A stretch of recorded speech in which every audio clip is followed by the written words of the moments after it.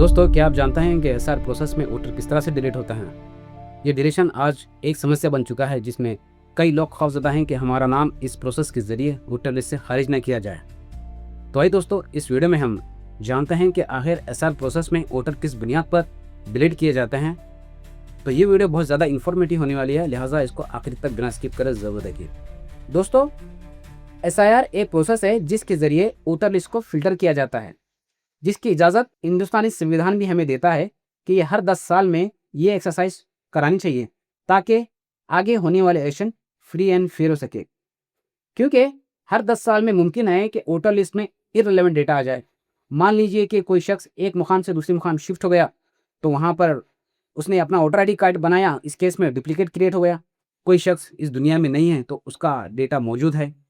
मुमकिन है इस तरह के इररिलेवेंट डेटा बोकस वोट को सपोर्ट करते हैं। तो इसलिए ये प्रोसेस हर 10 साल में कराया जाता है, ताकि इस तरह का इररिलेवेंट डेटा को खारिज किया जाए। तो दोस्तों, अब आइए देखते हैं कि ये प्रोसेस किस तरह से डेटा क्लीन करता है। सबसे पहले इस प्यूरिफिकेशन में दो तरह के डिलीशन होते हैं, एक नोटिस बेस, दूसरा category base. Notice base deletion वो डिलीशन होता है जिसमें मान लीजिए कि किसी वोटर के साथ उसके रिकॉर्ड में कुछ डिस्क्रिपेंसी पाई जा रही हो। वो डिस्क्रिपेंसी एज को लेकर हो सकती है, रिलेशनशिप को लेकर हो सकती है, नेम को लेकर हो सकती है, किसी भी किस्म की डिस्क्रिपेंसी हो सकती है। तो उस केस में इलेक्शन कमीशन उस वोटर को डायरेक्ट डिलीट करने के बजाय उसे नोटिस भेजता है कि आप इस डिस्क्रिपेंसी को जस्टिफाई करने के लिए सॉलिड प्रूफ दिखाइए, तो जिसकी बुनियाद पर उस वोटर का नाम वोटर लिस्ट में रखा जाता है। अगर प्रूफ ना दिखाया गया तो फिर उस वोटर का नाम वोटर लिस्ट से खारिज किया जाता है। ये होता है नोटिस बेस्ड डिलीशन के नोटिस दिखाने के बाद उस वोटर्स पे अगर सॉलिड डॉक्यूमेंट नहीं मिलते हैं, अथेंटिक डॉक्यूमेंट प्रूफ नहीं किए जाते हैं वोटर की तरफ से, तो उस नाम को, उस रिकॉर्ड को डिलीट किया जाता है। अब आइए समझते हैं category base. Category base deletion बहुत स्ट्रांग होता है, बहुत सेंसिटिव होता है।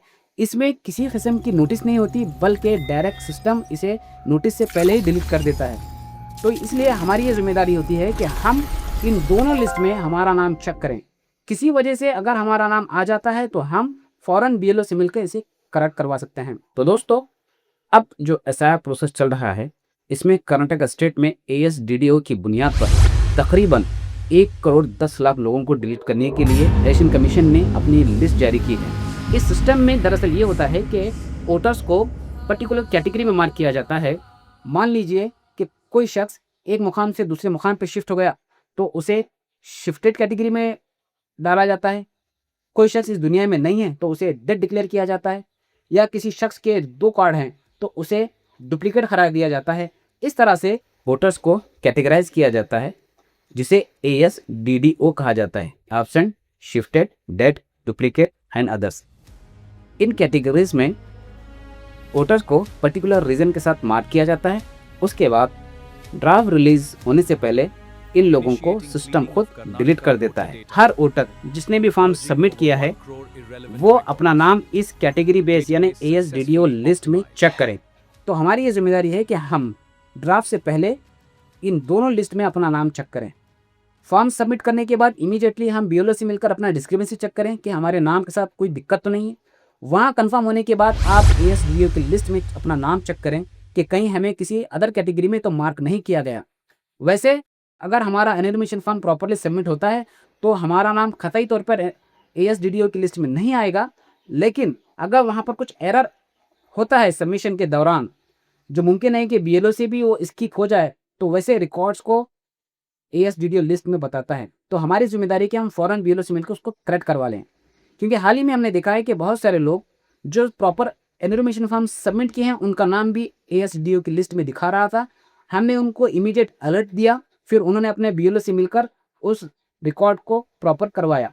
वैसे कर्नाटक इलेक्शन कमीशन ने एनरोलमेंट फॉर्म की सबमिशन डेट को एक्सटेंड करते हुए 17 अगस्त कर दिया है। तो हम उसका फ़ायदा उठाते हुए इन दोनों लिस्ट में अपना नाम चेक कराएं। अगर किसी किस्म की डिस्क्रिपेंसी या प्रॉब्लम महसूस होता है तो हम फौरन बीएलओ से मिलकर उसको करेक्ट करवा लें। तो दोस्तों, ये 2 तरह की कैटेगरी हैं। बहुत सारे लोग कंफ्यूज हैं कि हमने डिस्क्रिपेंसी चेक कर ली तो एएसडीडीओ चेक करवाने की क्या ज़रूरत, हमने एएसडीडीओ की लिस्ट में अपना नाम चेक करवाया तो डिस्क्रिपेंसी चेक कराने की क्या ज़रूरत। ऐसा नहीं है।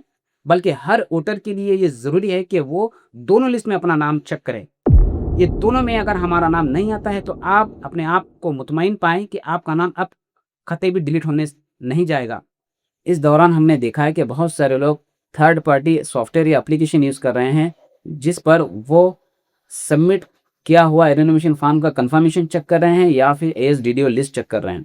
लेकिन हम रिकमेंड करेंगे कि दोनों चीज़ें जब इलेक्शन कमीशन के वेबसाइट और बीएलओ के पास अवेलेबल है तो हम उन्हीं के पास जाके देखें, ताकि हमारे रिकॉर्ड्स में आगे किसी किस्म का दिक्कत ना आए, क्योंकि इनका जो कनेक्शन है डायरेक्ट सर्वर से होता है, तो इनसे मिलने वाला आउटपुट ऑथेंटिक होगा, रादर देन हम किसी थर्ड पार्टी से इन्फॉर्मेशन ले रहे हैं और मुतमईन हो रहे हैं और बाद में पता चला है कि उसमें कुछ ग्लिच होने की वजह से हमारा नाम में अगर मसला आ गया तो फिर दिक्कत आएगी। इसलिए इलेक्शन कमीशन कर्नाटका की वेबसाइट पे अवेलेबल है, वहाँ पर आप जाएं, राइट हैंड साइड पे वहाँ पर ऑप्शन दिया गया है, उसको क्लिक करें।